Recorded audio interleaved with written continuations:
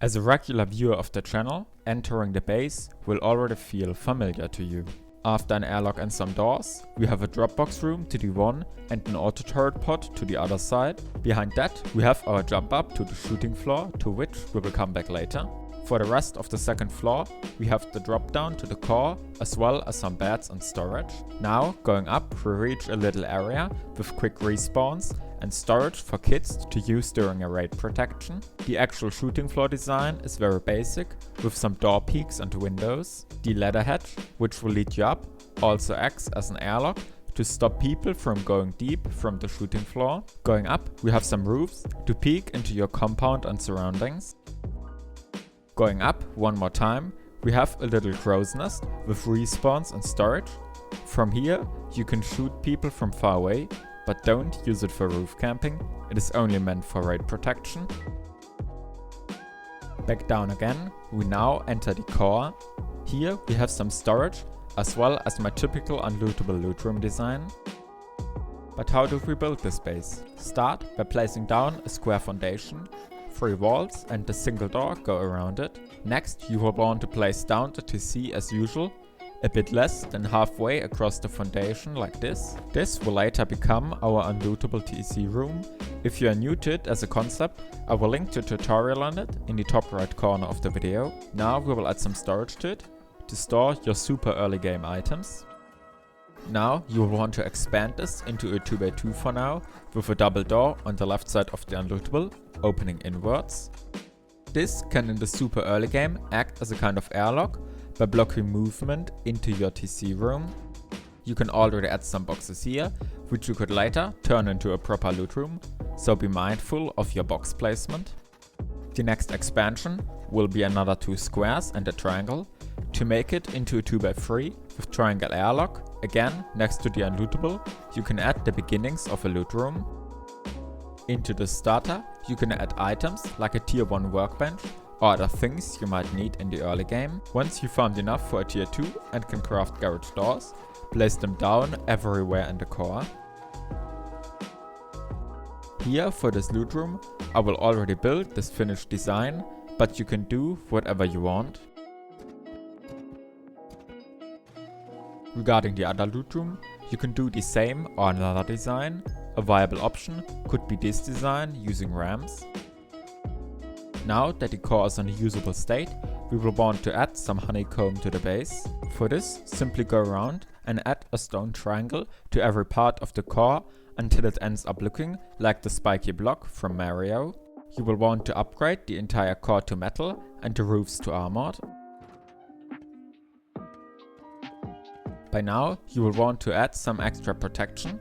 For this, we will build the unlootable. Because of the design, we can't add the drop boxes, so a locker must suffice. When placing the vending machine, it sometimes can be hard aligning it correctly. Wearing flippers can be helpful as they will slow you down, allowing for more precise movement. From the inside, you can easily upgrade it all to armored to increase it to its maximum strength. Regarding deployable placement, this is one possibility that I would do myself, as I'm a big fan of lockers. Once you want to expand, you can start by destroying the airlock and the roof above it. If you do not want to have to soft side the stone, leaving it mostly wood can be a viable strat until you expand. I am doing a half-height floor jump up here, but you could use a furnace or a ladder. Any kind of jump up would work.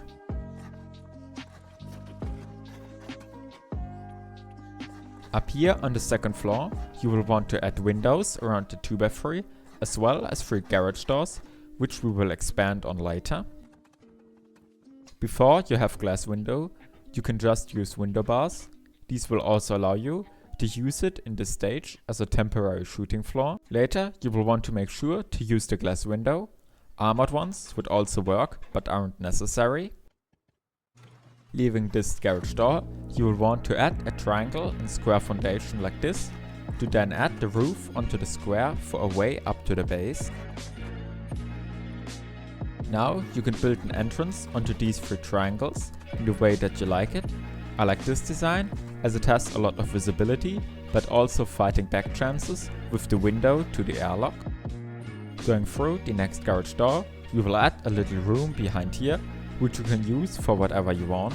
This will be the place that you can access the auto turret pod next to the entrance from.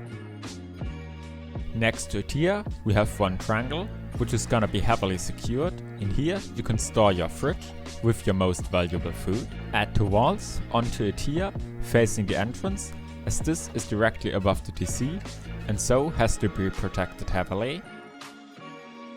For the next two windows, I would do two basic 4-box loot rooms, but any design that can fit in two triangles could work.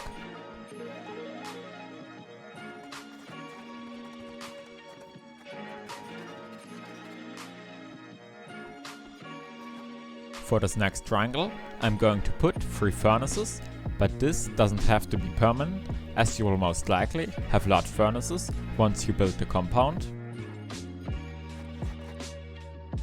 Garage doors should be added everywhere where you can. Next, upgrade the roofs of the second floor to metal, except the one above the TC. This one should be armored. 4 beds can fit here for some fast respawns, with direct access to these 2 loot rooms.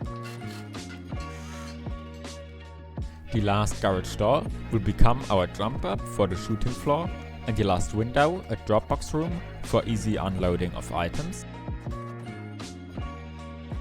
You can add some additional utility items like more boxes, a research table and a tier 2 workbench for easy crafting of ammo and mats up here.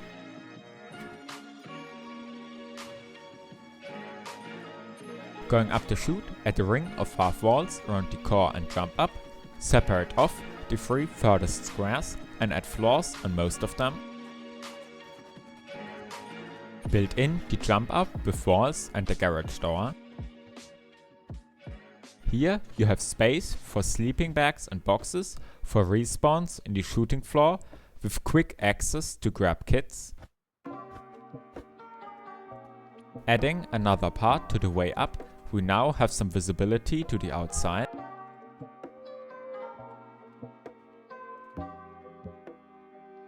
Add in another layer of honeycomb onto the chute of the core. Add triangles in the shape of symmetrical trapezoids. These then will form gaps to use as peak downs. Now simply finish it off by adding a ring of windows around with single doors to build the peaks and floors above. Into the door frames add single doors swinging outwards, and into the windows whatever you want there to be.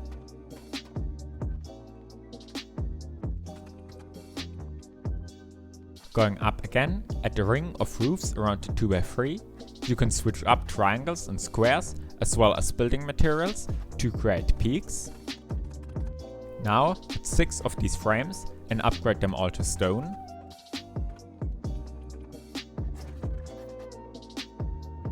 Climbing them up with ladders, you can build a hexagon surrounded by windows and a door to get into it. You can also add some bags up here to respawn for when being raided. Boxes next to the windows can give better angles, as well as store guns to use without needing to go down. Next is finishing the honeycomb. For this, simply build around with walls and roofs. Upgrade so that there will be at least 1 stone and 1 metal wall to reach a wall that leads into the 2x3 core.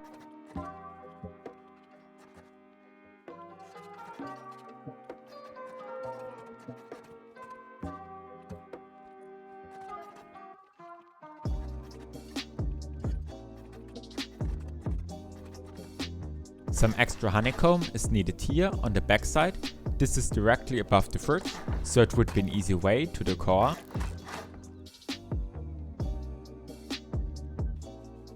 The auto turret pod at the entrance can be a big lifesaver by stopping door camping or people trying to go deep. These floors in the entrance have to be upgraded to metal as well, so that they won't become a weakness.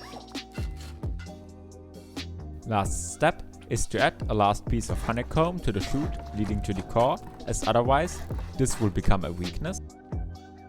Thank you all for watching. I know it has been a while since the proper upload. I didn't really feel like uploading, so I just kinda didn't. Anyway, if you wanna stay in contact with me and meet some nice people, come and join my Discord, link on screen and in the description below. So, until next time. Later!